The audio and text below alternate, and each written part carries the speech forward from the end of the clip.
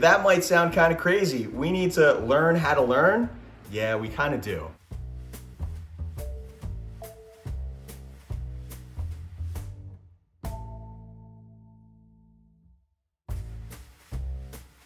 Hi, Dr. Dom. I'm Sanaya. I'm 7 years old, and I just have a big question. How is it hard to study for me, but others it's way easier?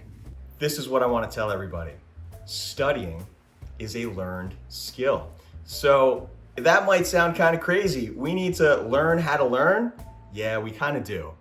And that's an acquired skill over time. So don't get too down on yourself if your study habits are not the greatest and you're not getting out of studying what you really want to get out of it. There it is. Study it.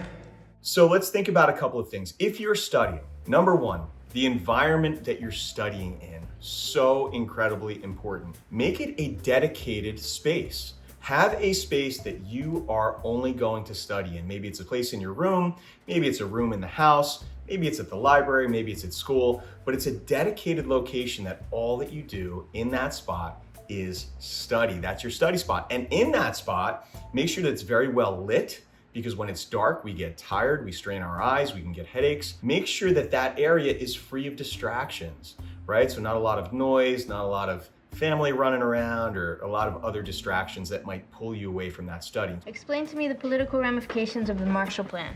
Pick a card.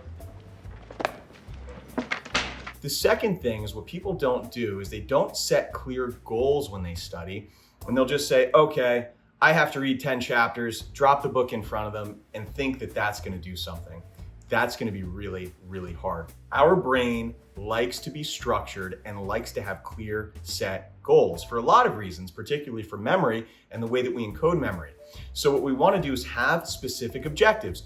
So instead of plopping that big history book down and saying, I need to read 10 chapters and know it all, say, okay, I'm gonna take 15 minutes, I'm gonna read the first chapter, then I'm gonna take a 5-minute break, and I'm gonna actively think about what I just learned. That's a clear, set goal. And what really helped me and helped a lot of my friends was what we call active learning techniques. So instead of just reading a chapter in a book, you're interacting with others. So maybe you do read that chapter, but then you talk about it. Maybe you do read that chapter and teach someone else what you learned in that chapter or in that math problem or how to solve an equation. We add them together, doubling the coefficients of the silver half equation, but not the voltage. We get the equation for the complete reaction. What I used to do that was incredibly helpful following this active learning technique was I would get a whiteboard. Hopefully you guys know what a whiteboard is, with those dry erase markers.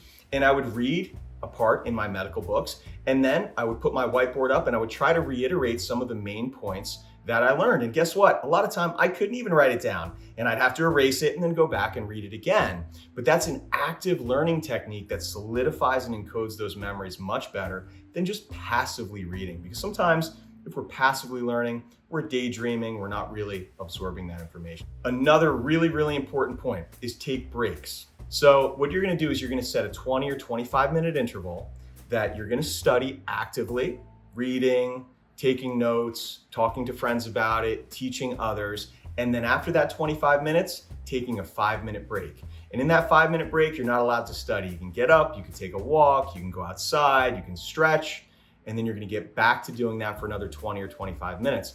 After 4 of those sessions, you wanna take a good 30 minutes to gather yourself and do something else, whatever makes you happy and invigorates you. For me, it's exercise. For other people, it might just be relaxing or doing something else or reading something else, who knows? And guys, you're gonna hear me say this for just about everything because it's so important. And as a medical doctor and as a psychiatrist, I cannot emphasize enough how important proper sleep, proper nutrition, and proper exercise is for our mental faculties, our cognition, our memory, our learning ability. So if you're having trouble studying, make sure that that's taken care of. Make sure you're getting the appropriate sleep and your sleep hygiene is good. Make sure that your diet is good, and make sure that you are exercising and physically active.